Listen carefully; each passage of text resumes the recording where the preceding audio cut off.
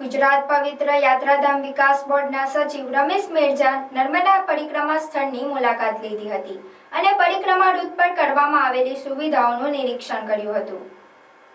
નર્મદા જિલ્લામાંથી પસાર થતી ઉત્તર વાહિનીમાં નર્મદા પરિક્રમા અત્યંત ધાર્મિક મહત્વ ધરાવે છે। ચૈત્ર મહિનામાં લાખોની સંખ્યામાં શ્રદ્ધાળુઓ નર્મદા જિલ્લાના રામપુરા તિલકવાડા ઘાટ પર પરિક્રમા અર્થે આવતા હોય છે। પરિક્રમાર્થીઓની કોઈ મુશ્કેલી ન પડે તે માટે મુખ્યમંત્રી ભૂપેન્દ્રભાઈ પટેલના નેતૃત્વ અને માર્ગદર્શન હેઠળ રાજ્ય સરકારના ગુજરાત પવિત્ર યાત્રાધામ વિકાસ બોર્ડ અને નર્મદા જિલ્લા વહીવટીતંત્ર દ્વારા તમામ પ્રકારની સુવિધાઓ ઉપલબ્ધ કરવામાં આવી છે। ગુજરાત પવિત્ર યાત્રાધામ વિકાસ બોર્ડના સચિવ રમેશ મેરજાએ નર્મદા જિલ્લાના રામપરા ઘાટે પધારી સમગ્ર પરિક્રમા રૂટનું નિરીક્ષણ કરી સરકાર દ્વારા ચારેય ઘાટ પર ઊભી કરાયેલી સુવિધાઓને નજરે નિહાળી સંતોષનો ભાવ વ્યક્ત કર્યો હતો।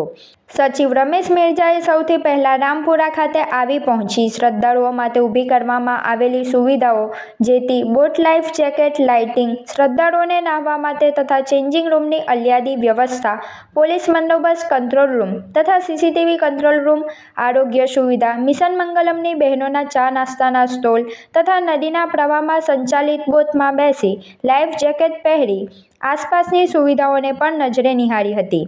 પવિત્ર નર્મદાના દર્શન પરિક્રમા કરીને ધન્યતાનો ભાવ વ્યક્ત કર્યો હતો। આ મુલાકાત દરમિયાન સચિવે પરિક્રમા અર્થે આવી રહેલા શ્રદ્ધાળુઓ સાથે સંવાદ કરી સુવિધાઓ અંગે પૃચ્છા કરી હતી। सभी तीर्थयात्रियों का ये नर्मदा परिक्रमा में मैं स्वागत करता हूँ। गुजरात पवित्र यात्राधाम विकास बोर्ड और गुजरात सरकार द्वारा और जिला वहीवटी तंत्र नर्मदा द्वारा आ नर्मदा परिक्रमा अन्वये सुचारू रीते व्यवस्था करवामां आवी छे। આજે નર્મદા પરિક્રમાનો બીજો દિવસ છે। ગઈકાલે શ્રદ્ધાળુઓએ મોટી સંખ્યામાં આમાં ભાગ લીધો હતો। આપણે સૌ જાણીએ છીએ કે ગઈકાલે કુદરતી રીતે વાતાવરણમાં થોડો ફેરફાર આવવાના કારણે થોડીવાર મુશ્કેલીઓ પડી હતી। એ મુશ્કેલીઓને પણ વચ્ચે પણ ગુજરાત સરકારે સુંદર વ્યવસ્થા કરી છે અને તેની પણ જે ગઈકાલે થોડી મુશ્કેલીઓ પડી હતી, થોડુંક પવનના કારણે જે ઉડી ગયું હતું, તૂટી ગયું હતું, એ બધું રિપેરિંગ કરી લીધું છે અને ફરીથી ચાલુ થઈ ગયું છે।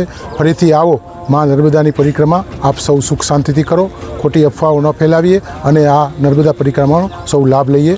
વેલકમ। નમસ્કાર। ભરૂચ શહેરમાં સર્વશ્રેષ્ઠ શિક્ષણ આપતી સંસ્થા એટલે કે પ્રાર્થના વિદ્યાલય, જેમાં બાળકોને શિસ્ત, સંસ્કાર અને શિક્ષણ દ્વારા બાળકોનું શ્રેષ્ઠ કારકિર્દીનું ઘડતર, નિષ્ણાત શિક્ષકો દ્વારા અધ્યાપન, ટેસ્ટ દ્વારા બાળકોનું મૂલ્યાંકન, સતત વાલીશ્રીઓનો સંપર્ક, અત્યાધુનિક લેબ, રમતગમત માટે વિશાળ મેદાન, વિશેષ દિન ઉજવણી, ઇતર પ્રવૃત્તિઓ, ભાર વિનાનું ભણતર, વાસ્તવિક જીવન આધારિત વાલીશ્રીઓ માટે શિક્ષણ, રમતગમતને વિશેષ પ્રોત્સાહન આપવા સ્પોર્ટ્સ ટીમ સાથે ટાઈપ, 11ના દિવસે સંસ્કાર સાથે સિંચનનો કાર્યક્રમ તો ખરો જ। અને હા, આ વર્ષે પ્રાર્થના વિદ્યાલય વાલીશ્રીઓ માટે વિશેષતા બહાર પાડે છે।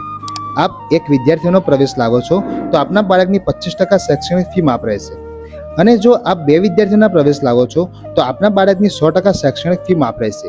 આ યોજનાનો લાભ શિશુ 1 થી ધોરણ 10 સુધીના વિદ્યાર્થીઓ માટે રહેશે।